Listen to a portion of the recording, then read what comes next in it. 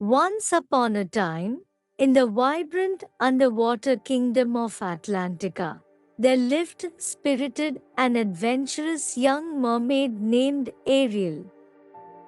She was known throughout the kingdom for her fiery red hair, sparkling emerald eyes, and an insatiable curiosity that often led her into trouble. Ariel lived in a magnificent coral palace with her father, King Triton, and her six older sisters, each with their own unique talents and personalities. Ariel's fascination with the world above the waves was unlike that of any other mermaid in Atlantica. She collected trinkets and treasures from shipwrecks, and her secret grotto was filled with objects that had fallen from the world of humans. She had a particular fascination with human culture and had collected books, paintings, and even a statue of a handsome prince. One day, while exploring a sunken shipwreck, Ariel discovered a hidden chamber filled with books and paintings.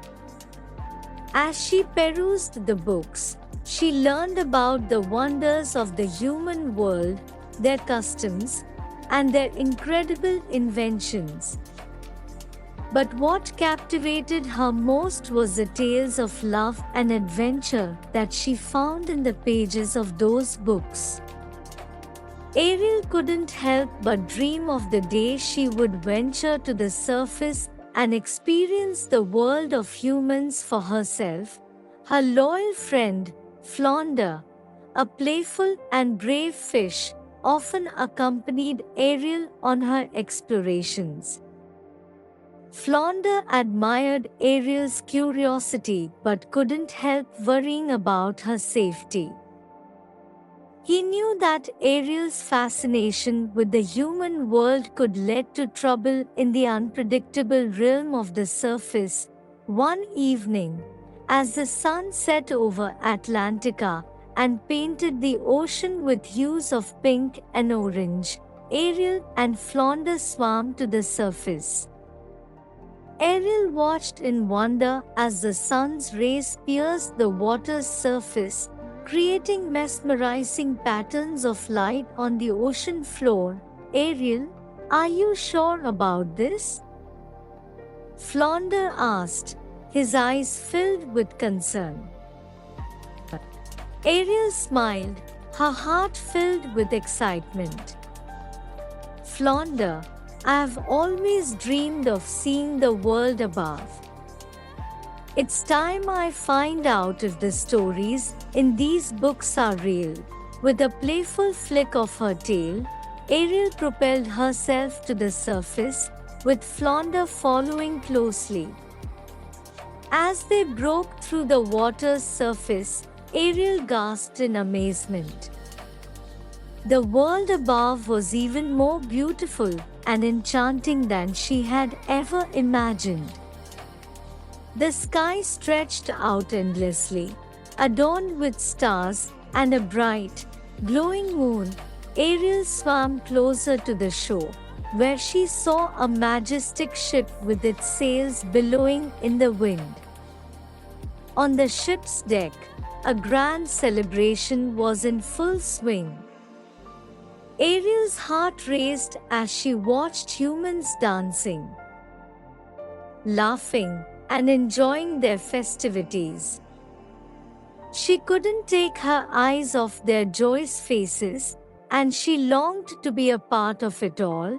As she gazed upon the revelry, Ariel noticed a commotion near the ship's railing. A sudden storm had emerged, causing the sea to churn and the ship to rock violently. Amidst the chaos, a handsome young prince was thrown overboard, his unconscious form sinking into the depths. Without a second thought, Ariel dove beneath the waves and swam toward the sinking prince. She reached him just in time, cradling his body and swimming to the surface with all her strength. With Flounder's help, she managed to get the prince to the shore. Ariel watched over the prince as he lay unconscious on the beach. Her heart torn between her duty as a daughter of the sea and her newfound connection to the human world. She had saved a human's life, and in doing so, she had crossed a line that her father had always warned her about. As the prince began to stir and open his eyes, Ariel hid behind a rock, watching him with bated breath. The prince looked around in confusion, and his eyes met Ariel's for a fleeting moment before he passed out again. Ariel couldn't stop thinking about the prince. She knew that she couldn't stay with him, but she couldn't bear to leave him alone on the shore. With a heavy heart, she sang a hauntingly beautiful song that echoed through the night, leaving the prince with a sense of peace and wonder. Back in Atlantica, Ariel couldn't keep her secret hidden for long. She confided in her closest sister, Aquata, who listened with a mixture of concern and understanding.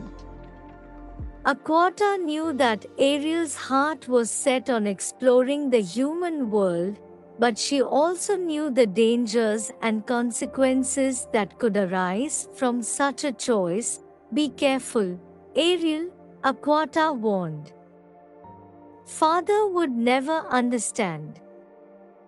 He fears the humans and their world. And he has forbidden us from ever going near the surface." Ariel nodded, tears in her eyes. "I know, but I can't help how I feel. There is something about the human world that calls to me." Ariel's secret wasn't safe for long. One of King Triton's loyal servants, a cunning and conniving sea witch named Ursula, overheard their conversation. Ursula had long coveted King Triton's throne and saw an opportunity to use Ariel's curiosity to her advantage. Ursula approached Ariel in her hidden grotto, her tentacles swirling ominously in the water. "I couldn't help but overhear your conversation with Aquata, dear Ariel," she purred. "I can make all your dreams of exploring the human world come true." Ariel was both intrigued and wary of Ursula's offer. "What do you want in return?" Ursula grinned, revealing her sharp teeth.